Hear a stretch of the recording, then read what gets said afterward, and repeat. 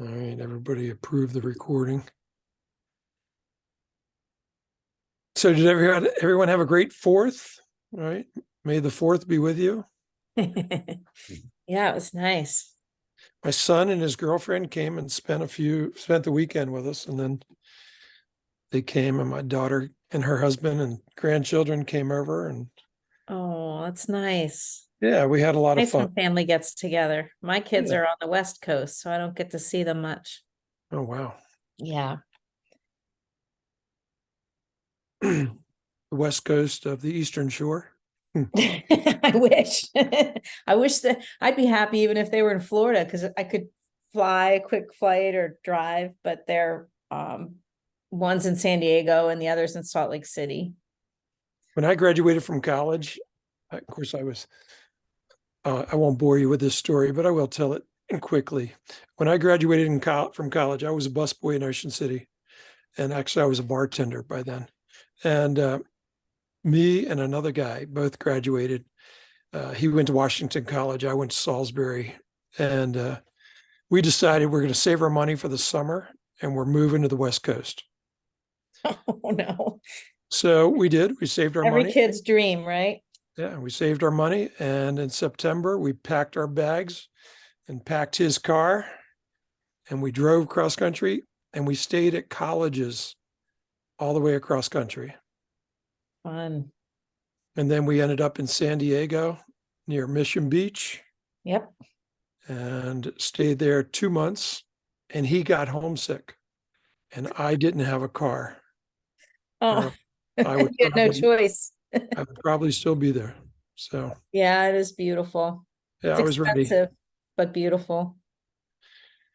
Yeah. So anyway, I keep hoping they'll move back here, but I don't think that'll ever happen. It's too beautiful out there. it is, yeah, it is pretty. That's for sure. It is pretty. But, people tend to come back to where they grew up sometimes, depending on their family situations and whatnot. But, Yeah, uh, you know, got to do what you got to do, right? that's right. I always tell people who have their kids and grandkids that live close, they're very blessed. Yeah, truly, you know what? I count my blessings. My daughter lives 4 miles from my house Oh, with jeez. grandkids. My wife goes over there every day. In fact, she's over there now feeding them, I'm sure. Uh, Oh, love that. yeah, I have a grandson that's 3 and another one that's 1. Oh my goodness, you're so lucky. And then my son, he's an engineer. He works on the launch pad for the rocket launch down in Wallops. Really? Yeah, so he's been there 11 years and he's the lead engineer on the new launch pad and he lives in Wallops. He has a house there. Oh, that's exciting. That must be Yeah, a fun job. it's have you ever been to Wallops and Chincoteague? I have not. It's a little socially distressed in my opinion, Uh-huh. but that's why they launch rockets there. Yeah. Yeah. So, I mean, really, he had to go to New Zealand because there's this company called Rocket Lab, and they've been launching there for about a year and a half. But they were trying to convince them to come and build a launch pad in Wallops, and it was between Wallops and Florida. So he went to New Zealand with his boss and talked to them and met the owner. They had launched rockets there and they were able to convince them to pick Wallops over Cape Canaveral. And That's surprising. well, the real reason were the environmental laws in Florida versus the environmental laws in Virginia. Mm. Virginia was saying, whatever it takes, come on, we're ready. We want jobs, we want economic growth. Florida was going, well, it's probably going to take a 2-year environmental study before we can decide whether you can build the launch pad or not. Mm. So anyway, that was yeah, he's done a good job. One time there was a launch and it was delayed 8 minutes. And after the launch, he was kind of a junior engineer then. After the launch, they came the boss of his company came and found him, and his name is Walter also. And they said, Walter, we just want to thank you because your programming, your backup program allowed us to do the launch with an 8-minute delay. Wow.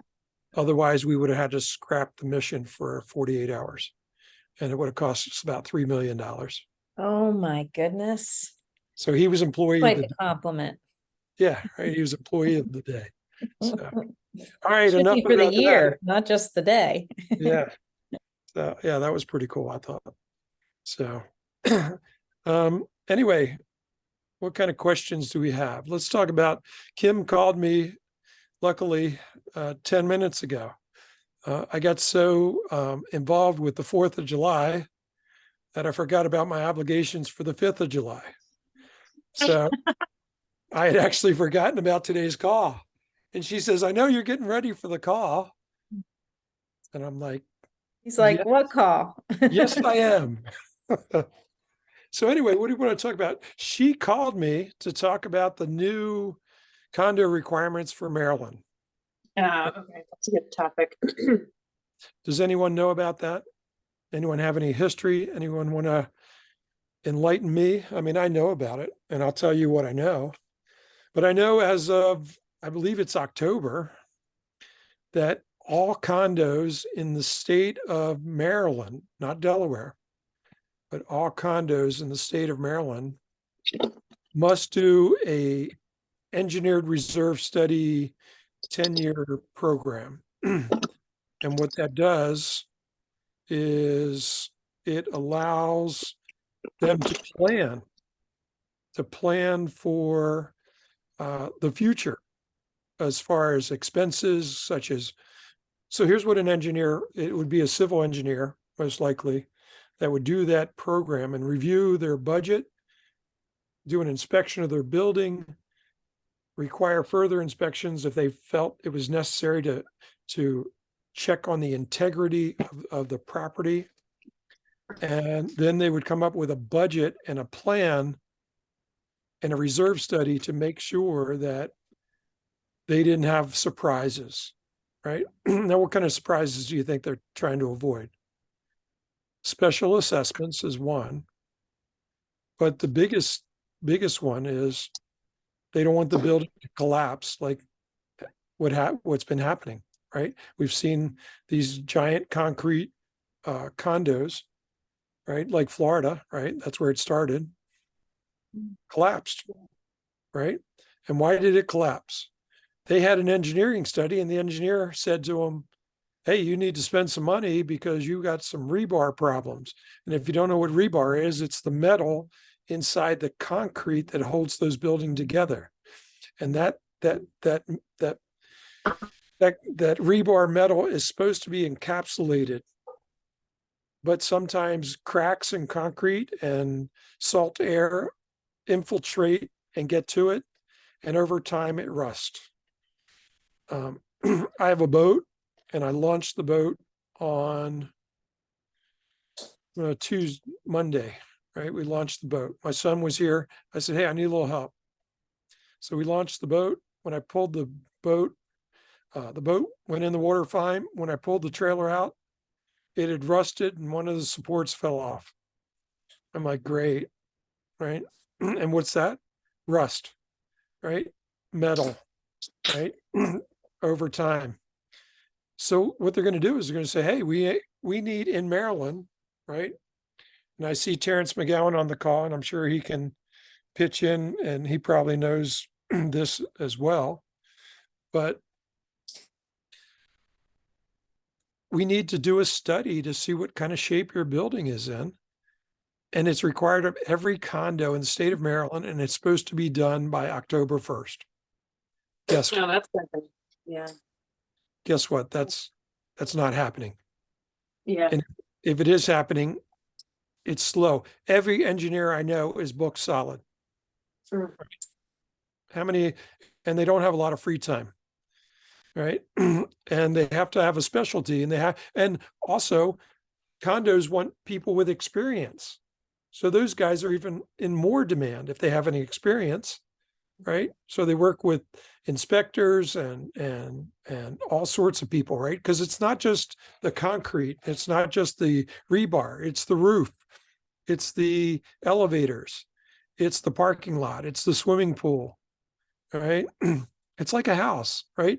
People say to me, gosh, I really don't want a condo or a HOA because I don't want to pay those monthly fees. And then all of a sudden they buy a house and instead of a condo, and it needs a new roof. So guess what? If you had a condo and they've been budgeting for the roof, no big deal, right? If you have a house and you need a new roof, guess what? It's $30,000 to $40,000, right? So,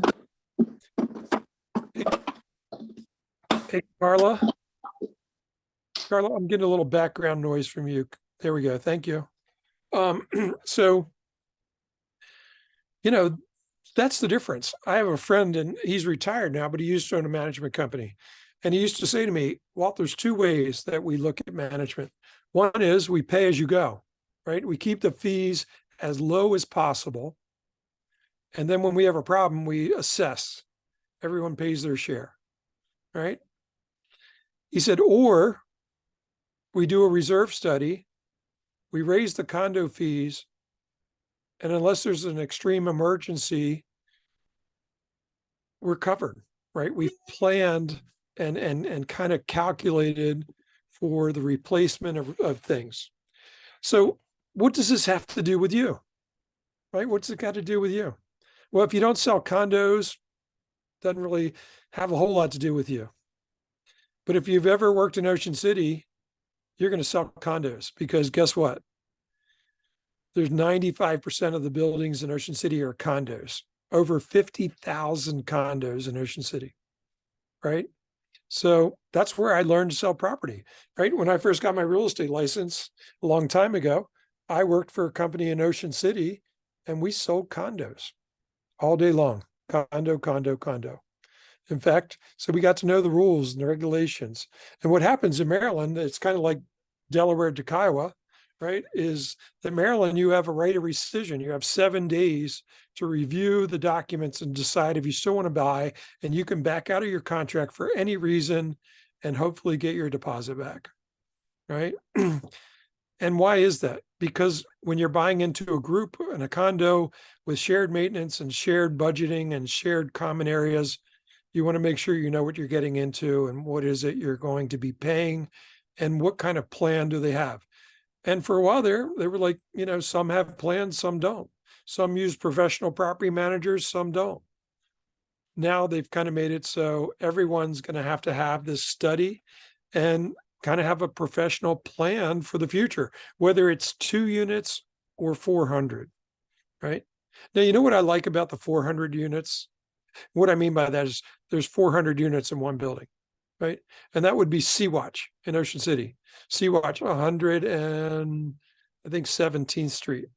I have two of my two condos in Ocean City are my favorite condos. One is Sea-Watch and the other is the Plaza because they offer the best rental income. They have professional management and they have a plan in place ahead of time. I don't think they're going to be affected too much by this law. But let me tell you what I mean by that about the 400 units. So just so I don't tell you the wrong math, I'm going to have my phone here with my calculator. Let's say that the Sea-Watch needs a new roof.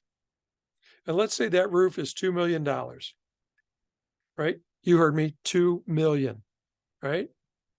And you divide that by 400, that's $5,000 a unit. Not bad, right? So let's say you own a small 4-unit building, right? And let's say your roof is 100,000. I don't even need my calculator. 100,000 divided by 4, $25,000 assessment. Now, which would you rather have? That's an easy answer, right? I'd rather have a $5,000 assessment than 25,000. So you say, okay, well, how do people do that? Because you think everyone that owns a condo is rich? The answer is no, right? Here's how you do it. You, as a condo group, you go to the bank and you get a loan. And you get a loan from a local lender like Bank of Ocean City, Taylor Bank, County Bank, whatever. And they'll say, okay, we'll lend you 80,000 of that. You guys got to put 20,000 in. And then your condo fee goes up enough to pay for that loan every month. And it's probably going to be a 5 to 10 year loan, right? Because otherwise it's not affordable, right? And that's the way you do it. One time I owned a 3-bedroom oceanfront unit in a building called the Key, Quay, pronounced Key, right? And I owned a 3-bedroom unit, and they decided to waterproof the building. And guess what? It was several $1 million. Our condo fee went up $600 a month on above the $450 we were already paying. So, and they said, you as an owner, if you don't want to pay the additional $650 a month, you can just pay us a lump sum right now and we'll pay that towards the loan and you won't have to pay interest or anything. And it was like, I don't know, I want to say it was like 80,000 a unit, something like that. So most of us took the $650 a month, right? So, there's a there's a cost. There's a cost to do those things. That's why, and we had about 100 units in that building. But we also had a lot of amenities: indoor pool, outdoor pool, 5 elevators, game room, parking lot with a parking garage. I mean, and you talk about waterproofing a building, and also included new windows, right? So, you pay for it kind of one way or the other, but that's kind of what Kim was calling about, saying, hey, Walt, I've found out there's this new law and, I have a contract on a building. What do I tell my buyers, right? What do I tell them? And the thing is, I really think it's up to the condo association to kind of inform them in the condo docs. And luckily the building she's selling, there's a professional manager, and I actually know him. His name is Fred, and Fred is a pretty good manager. So I'm sure they have things under control because Fred has been doing it a long time. But, there's another little listing that I have where guys put it on the market because he sees this coming, and it's all of 5 units, right? So we can see the big assessments coming. How is this now? Think about it, right? Doesn't take a rocket scientist like my son to figure this out, right? So what's going to happen? October 1st, what do you think is going to happen? We're going to have a lot of people caught by surprise, and we're going to have a lot of people dump their units because they don't want to pay the fee, right? Because think about it. Here's what happens. And I just know this from the School of Hard Knocks, right? The school of being in real estate a long time. When things get bad, what's the first thing to go? Do you think you give up the home you live in? No. You know what you give up? The condo at the beach, right? That thing is out of here, right? A lot of people say, oh man, my Airbnb pays for my condo. You know what I think of that? That's probably BS.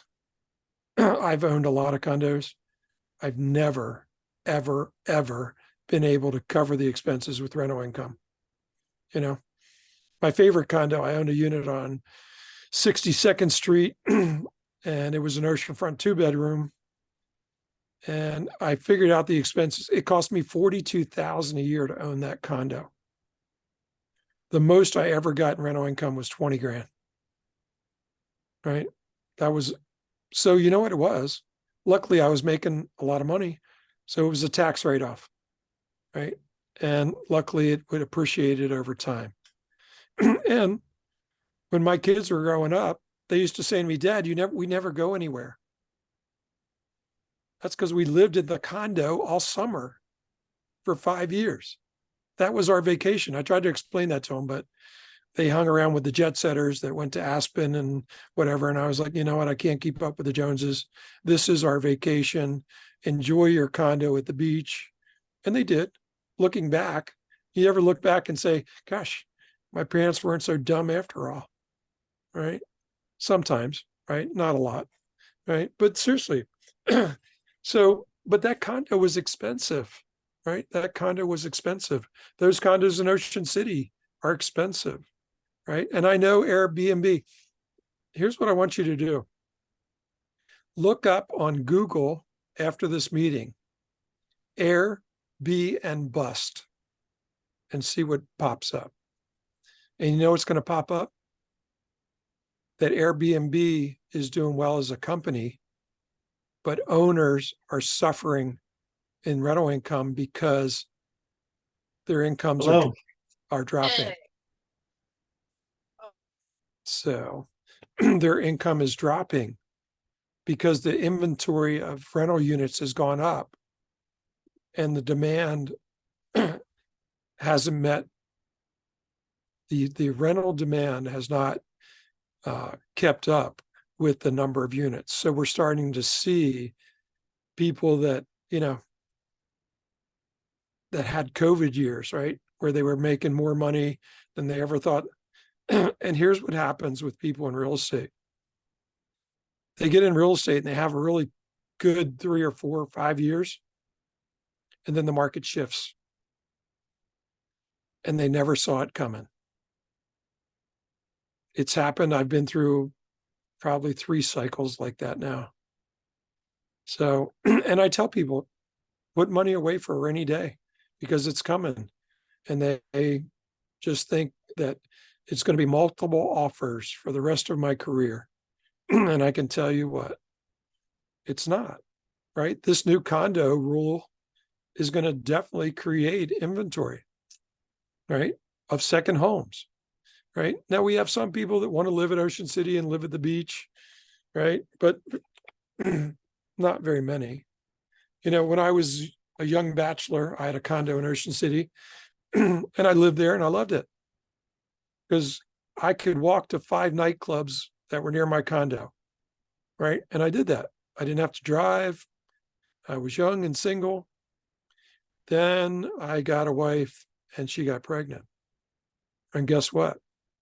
I didn't want to live in Ocean City anymore because I didn't want my kids to grow up to be surf rats, right? So we bought a place 7 miles out of town where it had a yard and it didn't have traffic and it didn't have a lot of the craziness that goes on in Ocean City.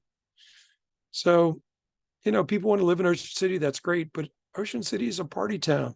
Ocean City is a rental property. Ocean City is a fun place to go for the weekend, right? But living there, I don't know. Do I want to fight the 8 lanes of death every day? Maybe, maybe not, right? Probably not, right? Shoot, I live in Bishopville now and I complain about all the people cutting through Bishopville as a shortcut, right? We're like, stop, don't do that.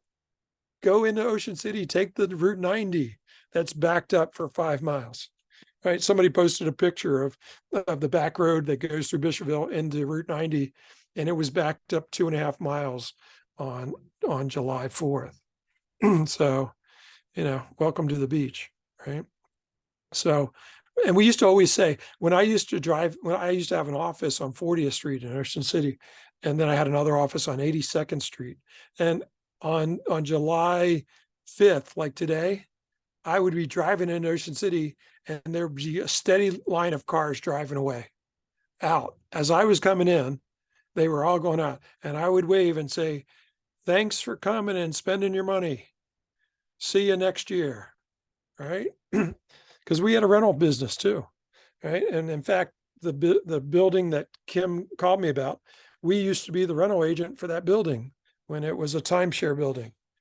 And that's how I know Fred so well, because we used to have to deal with a lot of issues with that. So, but anyway, yeah, the condo thing, right? The condo thing it sounds good, but if it is good if it's budgeted right, right? So what does this mean to you as an agent? What's the learning opportunity here? Right? What is the learning opportunity for this situation?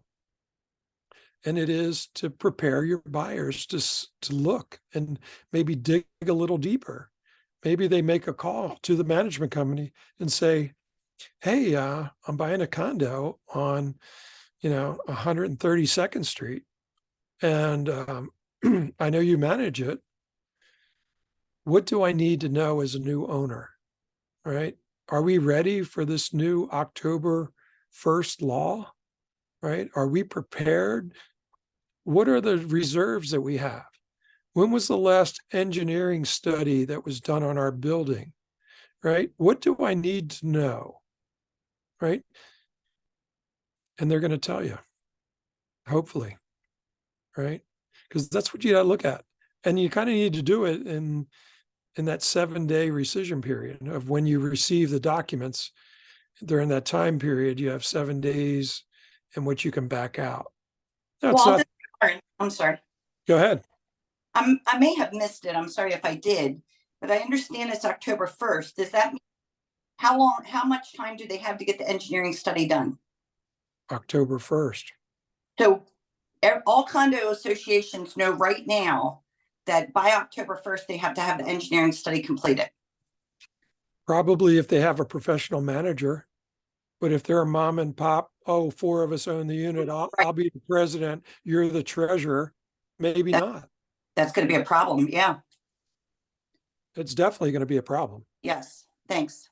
It's how do we deal with it, right? So here's what we do, right? We anticipate. We kind of say, hey, how do we know that this snowball is coming down the hill? How do we prepare to avoid it, right? And the answer is you educate your buyers, right? People say, oh, I don't need a buyer's agent. What do you do? I'm going to educate you. I'm going to tell you something that maybe you didn't know.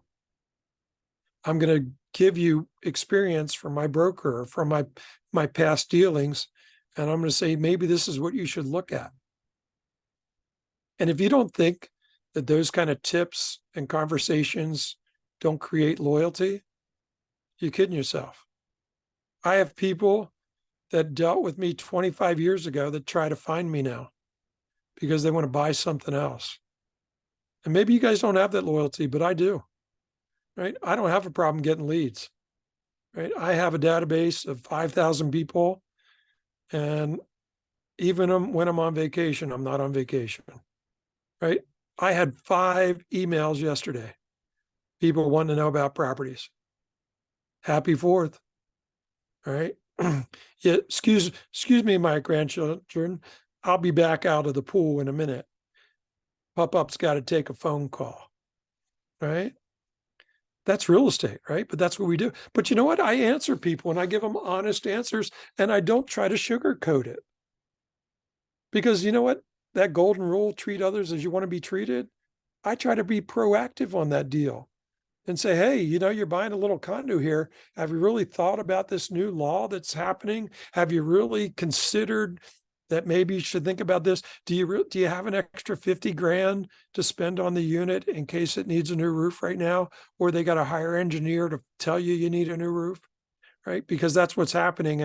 And you kind of got to think about it. And if they say, I absolutely love it, I have to have it, thanks for telling me. You know what? I'm off the hook. Right? I'm off the hook. Go ahead, buy it. Yeah, move forward. Because that happens, right? Right? You talk to people and they say, oh, you know what? And I grew up in this unit. My parents rented this unit every year from the time I was 10 until I was 21. And now it's for sale and I've got to have it. Great. Right? Just know what you're getting into. Right? You First time recommend that you buyers. get that in writing, Walt, like that you email them so that you're covered, that you let them know? Yeah, if that makes you feel better. Right, Okay. sure. Why not? CYA, right? Isn't that what this meeting here is all about? Yep. Teaching you how to cover your assets, right? That's what this meeting's about. is my experience and your questions to help you be a good realtor. Because you know what? I want to be a good realtor, right? I want to help people. And what do I want to help them do? Get what they want. And that's what you got to say to them. When we meet with people, we don't say, hey, you got to look at this one. No, you know what I say? Hey, what do you want? Sit with me at my computer here, right? Let me pull up the MLS. Let's start here. What town do you want to live in? Boom. Okay, there we go. Oh, there's 200 choices. That's a little too many for today. So how many bedrooms do you want? Oh, 3. How many baths do you want? 2. What else is important? Oh, I want a pool. Great. Boom. What else is important? Oh, I want to see the beach. Boom. Oh, here we got 24 now. Right. Let's get to another point. How much do you want to spend? Well, I want to spend between 4 and 500,000. Great. So let's take it at 375 dash 425. Boom. 8 units. Here they are. What do you want to see? Right. And they'll say, oh, I really want to see this one. And I might go, oh, and they go, oh, why'd you do that? Oh, I know that building's got some assessments coming, but hey, you know what? I'll show you whatever you want to see. I just know that we're going to have a little talk on the ride over about this new law. And, I don't know if they're quite ready. Because here's what I tell people, right? I say to them, look, when you look at a condo or a house or whatever it is you're looking at, how's it look on the outside? Right? How's it look? Does it look good? Is the parking lot swept?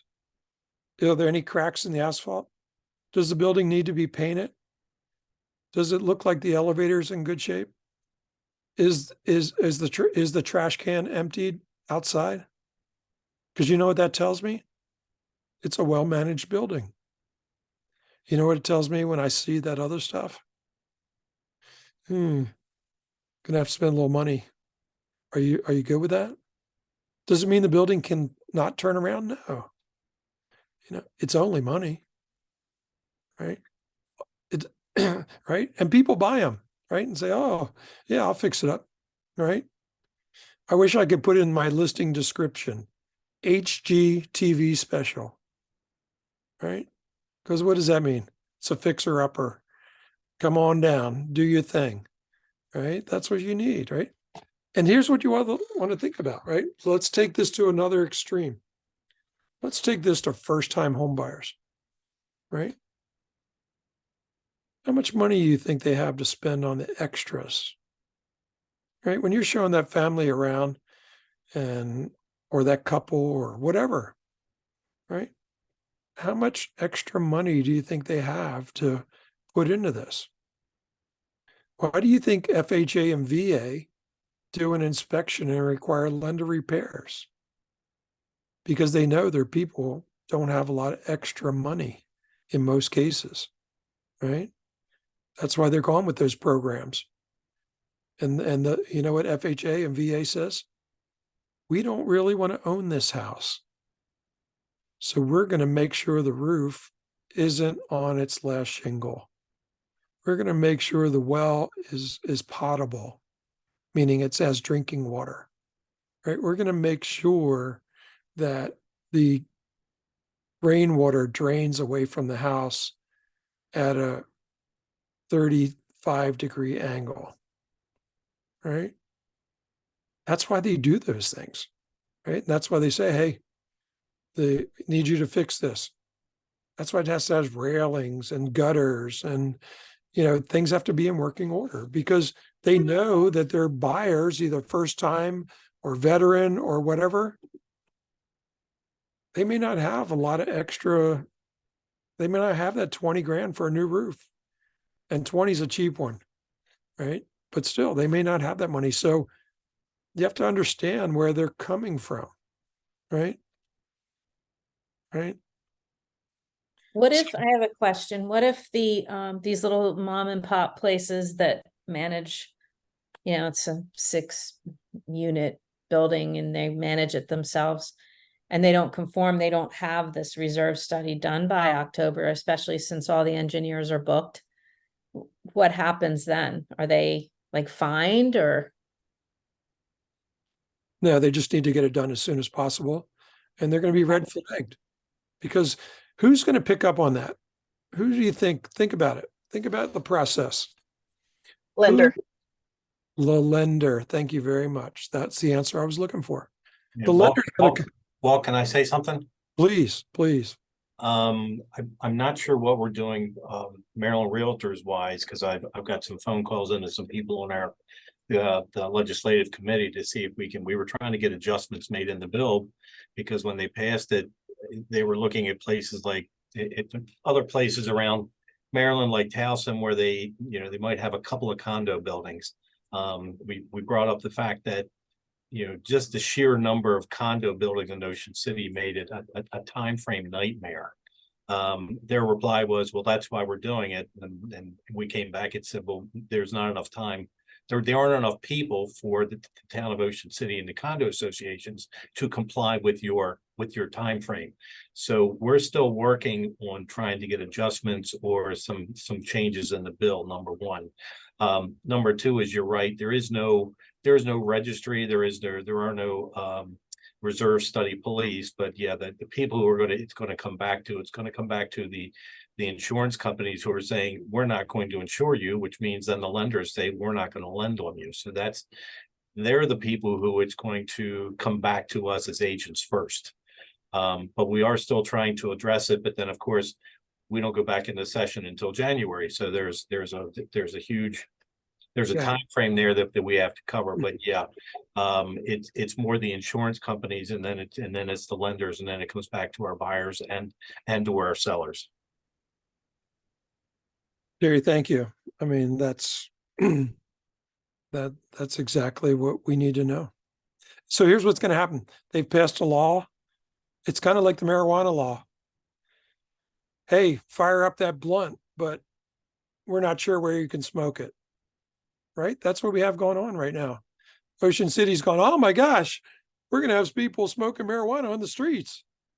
So they pass a quick law to say, don't do that until we can figure it out. Oh, and here's the other thing they did. They said, oh, we're going to have a bunch of people that want to open up a store and let people come in and smoke inside. And they said, oh, no, we're not going to do that. So it's going to be very similar. You're going to have Ocean City, Terry, who you need Rick Meehan, the mayor of Ocean City, to make a call to our governor and say, hey, man, tell me how this works. Right? Yeah, that would be quite the interesting conversation between those two. Yeah, well, I did see them together over the 4th on the boardwalk. Yeah, eating Thrasher's fries. yeah. They should have been in. They should have been in one of the condos. Everybody needs a good photo op. That's straight, right? Everyone needs a photo op. But anyway, the reality is, lawmakers make laws, and then the rest of us try to follow them, right?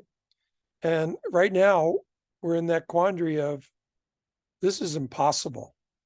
This is physically impossible to comply. So what's going to happen? We're going to trickle in. It's going to happen over time. You're going to have, like Terry said, you're going to have an insurance company that says, hey, we're not insuring your building. And like Lauren said, hey, if we don't have insurance, then the lender's not going to lend you money. And guess what? All of a sudden, people get a fire, right? And what happens when people get a fire? They start making phone calls, right? Who do they call? They call the governor. They call the mayor. They call their state senator. They call, their House representative person. They call everyone they can. They call the real estate commission, right? Because they're panicked, right? Right. I mean, I know I've gone through a couple of insurance crises in the past where we'll have a storm, like a big hurricane or nor'easter, and then they come into Ocean City. I remember there was a building around 40th Street that was paying $65,000 a year for insurance, and the next year it was like $235,000 a year. Right? Does that get your attention? Yeah. And then 3 years later, it went back down to about 90. But took them a couple years because, insurance companies, you know what? They're not your friend.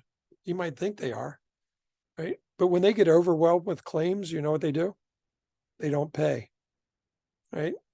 One of the hurricanes in Florida from 3 years ago, people are still trying to get their money, right? People call the insurance commissioner. Yeah, he has as much power as Mickey Mouse, right?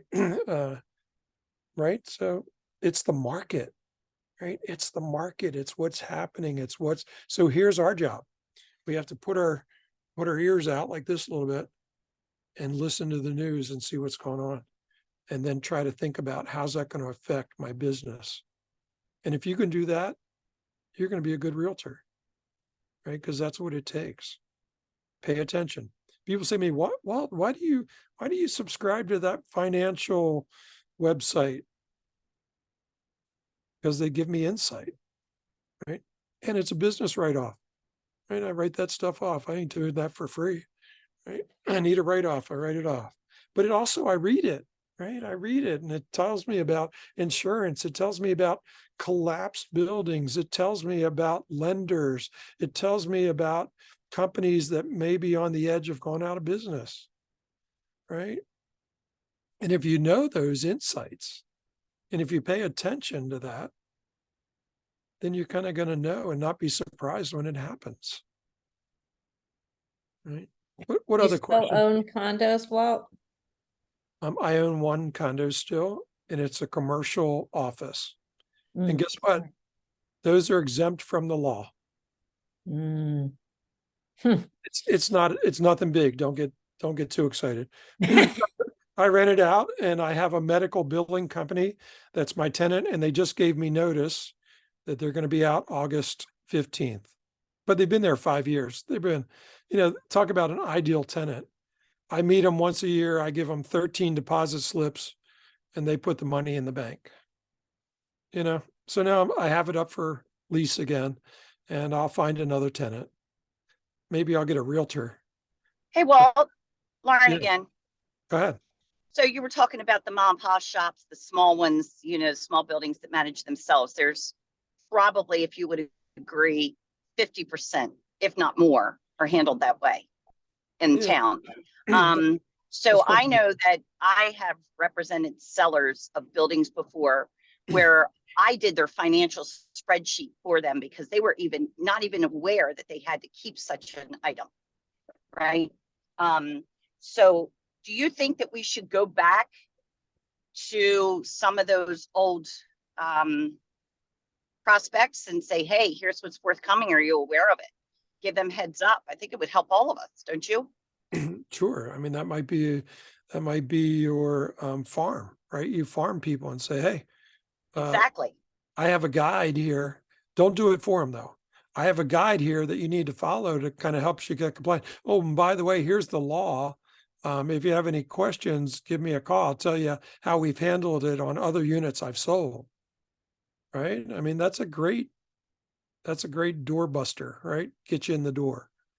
Right? That's what you need is those, hey, here's what we do. But the thing is, make sure your information has some teeth. In other words, make sure it's something they really need, right? Make sure it truly is that you did look at maybe what other people put out, or you did study the law and you created an outline, and that outline kind of explains to them without reading the 50-page law what it says and what you need to be compliant, right?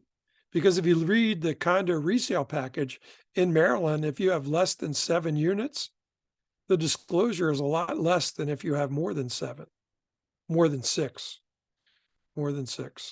right? It even says that our condo resale disclosure is 2 pages. The first page is condos more than 6 units, and then the second page is condos of 6 units or less, and the amount of information goes from here to here that has to be disclosed. Can you and this is your decision, but maybe we should do a class on this and bring in an attorney who can explain the law to us or send us highlights of the law. You know what? Recently there was a seminar, and it was given by a lender or no, a title company. And it created more questions than answers. So I think everyone's still learning, right? I think that would be great if we could do that. I'd rather have an engineer come in and tell I was me. going to say, I don't think title companies should be answering I think they were just trying to unless give, they're an attorney. yeah, they were trying to give that information to realtors because they wanted information. They wanted realtors to say, gosh, I'm going to use this title company because, right? Because they're trying to help me and inform me, right? That's what we do, right? It's what referrals are about. But you're right. I mean, and the thing is, to get an engineer in there, he's probably too busy. Right? Yeah, I'll come and see you 2 years from now when I get caught up. But you're right. Is there stuff we can do? Sure, Lauren. Let's all dig in a little bit. And maybe the next time we have this meeting, we can bring this topic back up and say, hey, what'd you find out? Oh, I was too busy. I forgot. No, right? Let's look at it, right? Maybe we can at least just look at the law, right? Half the battle is reading it and understanding it, right?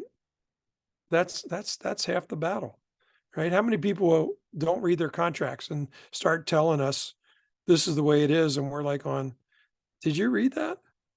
Because that's not what it says, right? That's what I do every day. People call me, right? Hey, where's my deposit? Did you get the release signed? I don't need a release.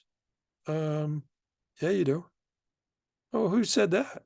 Did you read it? It's in the contract, right? This is how we disperse, right? So, yeah, you know what, Lauren, that's a great idea. I'm going to appoint you chairman of that task force, right? I would If ask anything, just highlights of the law. Maybe I'll reach out to my attorney and talk to him, see what I can find out. you know what? Here, look, I'm going to give you all some homework. Everyone do a little research on it and see what you can find. And then share it back with me so that I can share it back with you. Because I'm going to do it too, right? Terry, do we even know what law number it is so we all have something to look at? I think it's HB 107. Oh my goodness. I only know that because Lauren just talked about it before this meeting. HB 107. Oh, I think that's what she said. And was I there think another it's broker at least, I think it's at least every 5 years they have to have this study done. You know what? Let me shrink you guys for a minute and let me open up my browser and let me do it for us right now. Google Maryland, if I can spell Maryland right. Maryland HB 107. There was a Reserve article about study. in Maryland's, Maryland, I there just- was an article about it in here. Yeah, here it is. HOA Reserve Study, HB 107. Find out more. Put out by an attorney, Miller Dodson, Did you say HOA? HB. Oh, I'm sorry. Oh, it says HOA Reserve Study. That's what it says. I thought we were talking about condos. Yeah, but I think it affects, Yeah, that's what I came up with too. HOA reserve studies. And yeah, I don't write it. I just read it. there's a lawyer blog too, Raymond Burke. I haven't gone down that far, but yeah, I'd really like the one that says maryland.gov so I can at least see the law without a bias. I don't understand why I would say HOA when we're referring to condos. Because it may affect HOAs as well. It might be for any property that has community or common interest real estate. Meaning Really? tenants, it could be tenants in common. Any property that has tenants in common, like pools or ponds or streets, it could be required.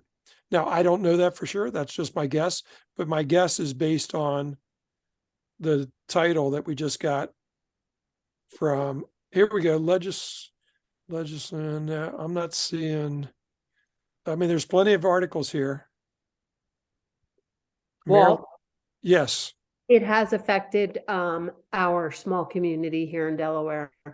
And we only have 2 ponds. We don't have any pools or anything. So it was about 5 or 6 months ago, and our residents are up in arms. They were not happy about it. We're still going back and forth about it because they're doing this study and they want to increase a lot more in the funds, and if you know, a lot of the people are older, more retired, and they're like, I'm not even going to be here in 10 or 15 years. Why should I plan ahead like that? So yeah, it has affected our small HOA. Yeah, I mean, I'm the president of our HOA, and the only reason we have an HOA is because we have some common grass, and we have two ponds that need insurance. You know, and they're about all of ankle deep, right? they're duck ponds. That's us. Same thing. Yeah. So, but our fees are like, I think we pay $160 a year, Oh, and I don't plan on raising them. ooh, I'm the president this year. wow. So, We pay 500 a year, and ours just went up. It went up 150 last year. yeah, well, a condo is going to be paying 500 a month. Right Wow. now, if you have a condo fee less than 300 a month, you have not done this reserve study and you are not prepared. I can tell you right now, there aren't many cheap condos out there. Now, HOA is different because a lot of times with an HOA, you own your house and you're paying your own maintenance and roof and driveway and all that. But, you know, so your common areas are less. But when you get into a condo where you actually only own to the wall and the pipes in the wall become the condo problem, at that point, I can tell you right now with inflation and experience and insurance, right? 300 a month ain't going to cut it, right? You're probably looking at 600 to 1,000 a month as a realistic condo fee in the future, especially if you're starting. Because keep in mind, here's what happens over 10 years, you got to be able to replace everything and take into account inflation, right? Think about that. So we need $1 million, but with inflation, we need $1.4 million, right? Because of cost of labor and materials. How many of you have ever seen a condo or HOA fee go down? Never. It just, I mean, when I moved into this neighborhood, it was $85 a month. Now we're at 150, or no, 85 a year. Now it's 150 a year. And we have like 6,000 in reserves. I even said to them, why don't we just not have fees for a couple of years? What are we doing? But no, I have a bunch of older accountants in my neighborhood and they all want to make sure that we have everything we need and all the money, and right. Everyone wants a rainy day fund as long as you're paying for it. Right. So anyway, what other questions do we have or comments, or is there anything else you'd like to talk about? Because we've just about wasted a good hour here. And it's not really a Paint. waste. Should do that next week, maybe? Lead The paint. paint? Actually, I think I'm talking about that. Oh, that was the topic for today, wasn't it? Yeah, but this was probably more important with everything going on, right? Well, let's tie it in real quick. So lead-based paint in the state of Maryland, if you have a property built before 1978, right, from 1977 and before, you are a targeted lead-based paint property. Delaware does not target lead-based paint, although it's probably coming down the road someday. But in Maryland, they do. And if you rent your property in Maryland and it's built before 1978, you must register that property with the state. And it costs you on an annual basis, I think $45 a year. And you must have the property inspected to be lead free or lead safe before you rent it out. Right. So there's a program, you have to have it considered lead free or lead safe. And then you can write, and it includes inside and outside, right? And that's really what I wanted to talk to you about, because the point of all that, what I just said in a minute, is that people come to you and say, hey, gosh, I see a house in Crisfield that's $40,000. Gosh, I should buy that and turn it into a rental, right? So what do you think it costs to make a 1930 house lead free? A lot, right? New windows, new doors, no scraping or peeling paint, no cracked paint. It needs siding, can't have asbestos. It means you got to spend a lot of money. Because I had a guy look at a property down there for 40. He said, gosh, what do you think I could rent this for? And I said, well, if it was compliant, right? I didn't go into detail, but I said, if it was compliant, you probably get $1,000 a month. He goes, oh my God, this is a deal. And then we had the lead-based paint talk. And then I sent him to the Maryland lead-based paint registry website, right? That's another Google Maryland lead-based paint, see what you come up with.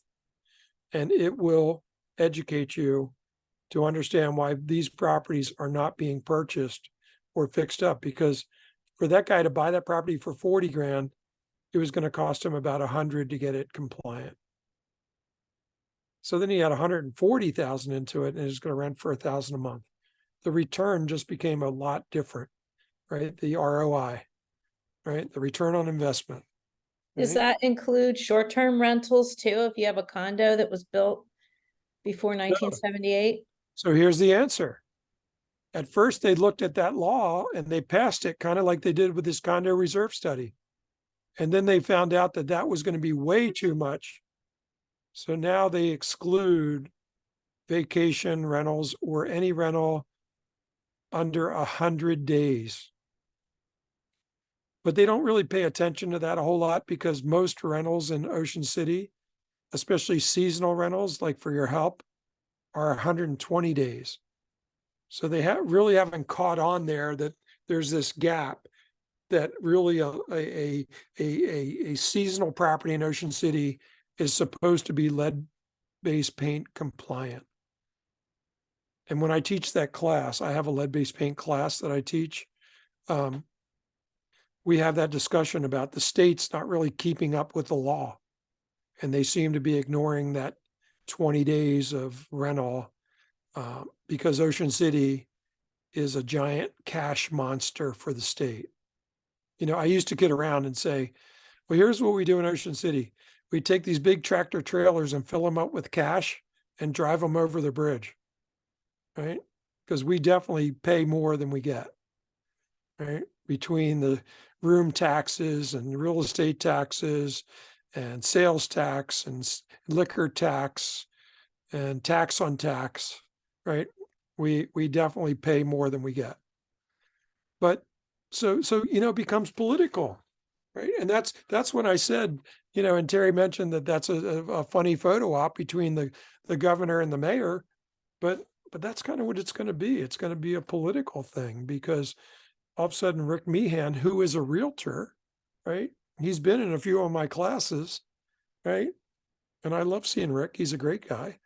We have these conversations. Rick, are you going to let this happen? Or are you just kind of quiet? Right? Sorry, I got a phone call. I'm going to turn them off. So anyway, one of my clients from 30 years ago just called me. So I told him I'm with a client, I'll call him back. So anyway, but lead-based paint. And the reason I'm telling you this is I know we do mainly Delaware, right? We're probably 40%, 60% Delaware, 40% Maryland. But if you're in Maryland, you need to know the lead-based paint laws, right? And the other thing is that lead-based paint addendum that we use, right, must be used on all properties built before 1978 in both states. And it must be completed and signed by both the listing agent and the selling agent as well as the buyer and the seller. And if there's any spot on that document that hasn't been completed, it's a federal government document. They consider it as if the document was never used, and all parties, meaning mainly the realtors, are subject to a $10,000 fine. Lead-based paint, my new best friend. So, all right, guys, looks like I got to go make some money instead of spend it. So if you have any questions, always feel free, reach out to me, walt.t@kw.com, or they post my phone number every week at the sales meeting. Love to talk to you, love to debate, right? When I was in high school, I was part of the forensic team. And at first I didn't even know what that meant, but it's a debate team. And you pick a side and you debate that side. I think it helped me later in life. I didn't realize it because, we like to debate because you know what happens when you debate? You learn more about both sides and where they're coming from, right? It's not a bad thing. Now, if you get someone that's stubborn and says, absolutely not, you're dumb, that's not true, the debate's kind of over. But really, that's how we learn, is by expressing our viewpoints from each other and our experiences. And hey, did you ever look at it this way? Because honestly, you want to open your eyes, stand in somebody else's shoes, right? So that's all I got for today, guys. Thanks, Walt. Yeah. Call Have me a if good week. So Thank you, Walt. Thank you. Thank you, guys. Thanks for joining me. Bye-bye. bye. See you.